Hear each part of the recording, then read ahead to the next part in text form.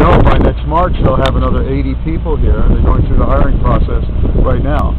So it's an important asset to this community. They are the low-cost provider of payment work to the military, and they are the most efficient operation in the United States that does what they do. Now, how is this whole debt ceiling? They have 1,235 employees right now. How is the debt ceiling bill going to affect them moving forward? Well, I asked them about that. I asked them specifically what they would do if the Congress had defaulted, and he told me that the Treasury had a plan. They worked out together, but thankfully that didn't happen. So it has not affected them, and so it won't affect them. What about any FAA last-minute compromises that were reached? Yeah, that doesn't affect them here either. Most of that was affected about 4,000 furloughed workers that work for the FAA, but ultimately about 70,000 workers total through the ripple effect of what they did or didn't do with the FAA bill, because they frankly did not renew it. The Senate, as we gave it to them, they worked that out, as you know, at the last minute, I'm sorry to say. Historically, generally, just because you're efficient doesn't mean that the government will keep you. Sometimes this place is extremely efficient. The workers they have here are the most productive. There are 13,000 people who do what this organization does nationwide. Right? This group is the top and most efficient provider of the service they provide in the country.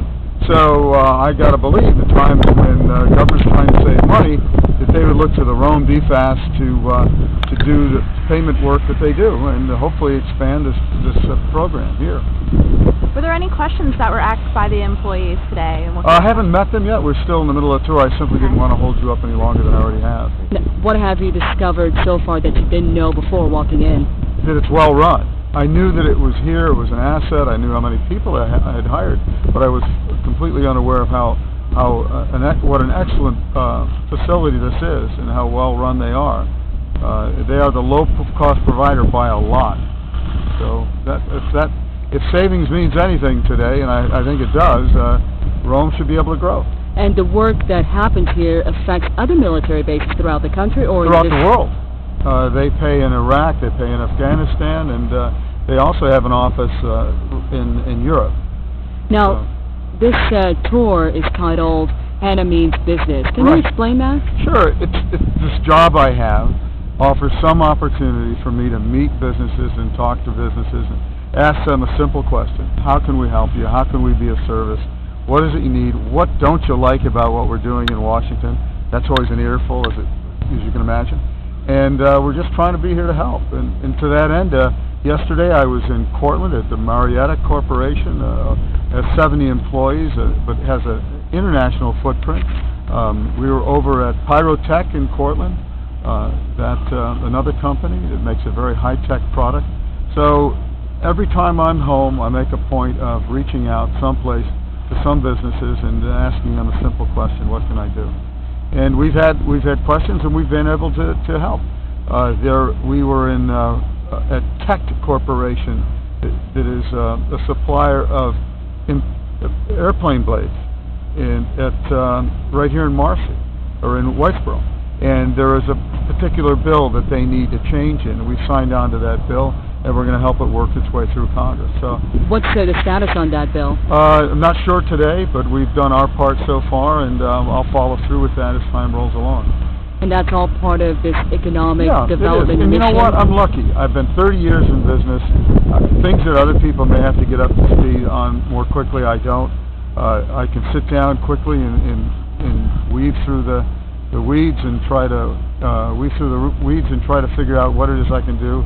And we speak the same language, and it's really the best part of the job for me right here in the district.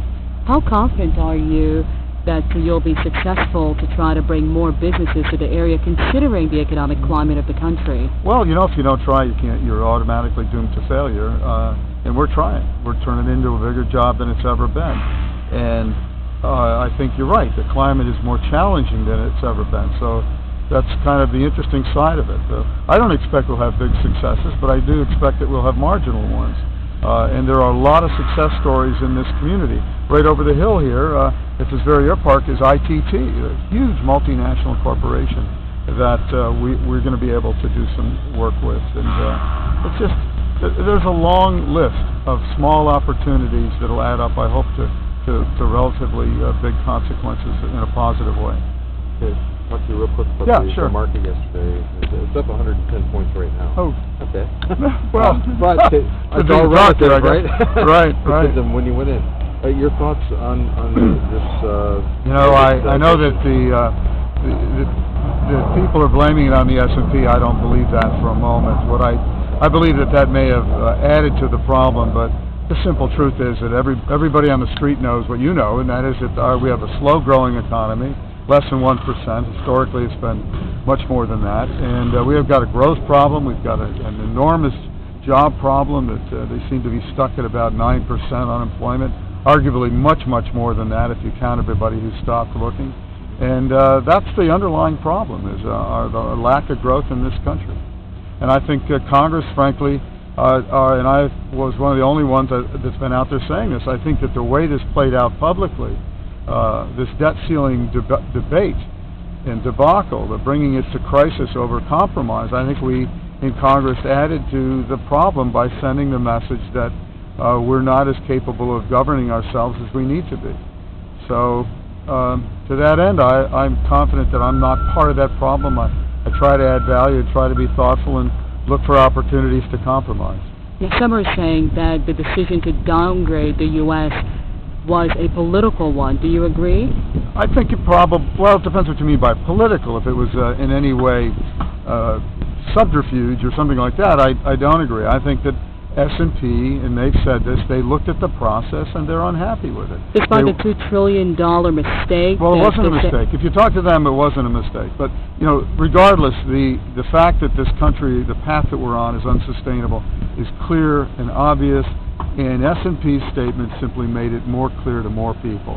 And when you watch the market drop 5.5% in a single day, 635 points yesterday, the takeaway is that there's deep problems, but people who are economists know it's with growth.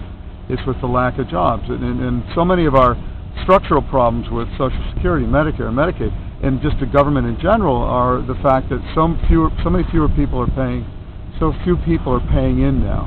We need to find ways to put those people back to work. And government doesn't do that very well. And that's why I'm in a place like this. This organization, DFAS, may do government work, but they employ people who are government employees but private citizens. This is a good thing. ITT can employ people.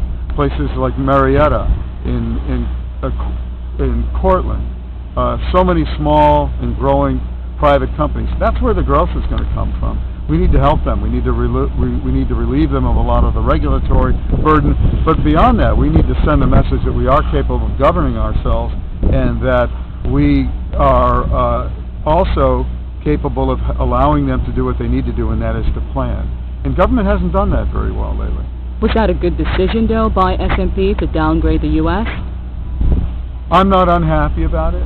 I think that was it a good decision? I won't speak to that directly, but I do think that if the country understands, maybe better today than it did a few days ago, that this is not a political conversation that was made up, that there are severe problems in this country, and if we want to maintain our standard in the world and standard of living at home, that we need to address them like adults, work together, find ways that we can secure Social Security, we can secure Medicaid and Medicare, and all those things that we do as a compassionate country. We want to take care of one another and be responsible.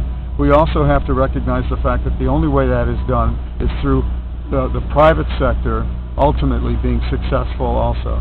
So I bring all that to the table with my background.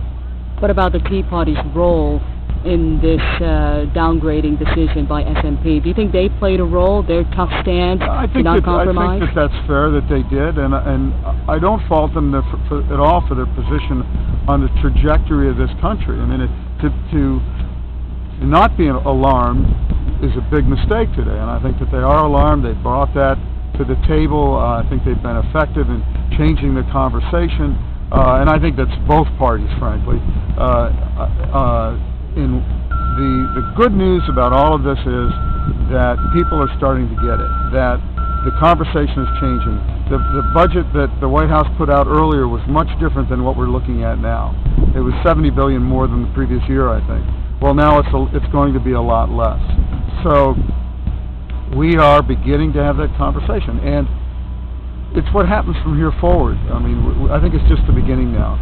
This group of 12 people that will be charged with finding ways to cut the budget some $2 trillion or whatever they want, whatever the decision to cut is. I think it's something like that over the next 10 years.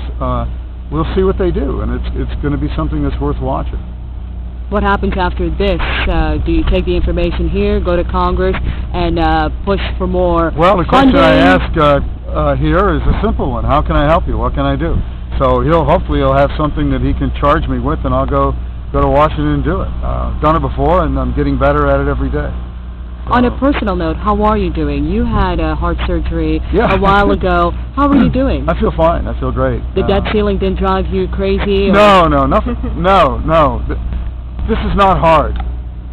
It can be frustrating, and when you're in business for yourself, you make your decisions right or wrong early and easily. Doing things by committee and working with a group of people is different for me, but I'm capable of doing it.